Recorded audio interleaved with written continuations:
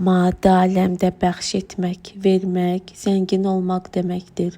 Necə deyərlər, zəngin, həqiqətdə çox var dövləti olan adam yox, çox verə bilən adamdır. Sərvətini hansısa itkilərdən qısqancasına qoruyan xəsis, əslində sərvəti nə qədər böyük olsa da, psixoloji nöqteyi nəzərdən çox yoxsul biridir. Yalnız bəxş etməyi, verməyi bacaran əli açıq insan zəngin sayılır.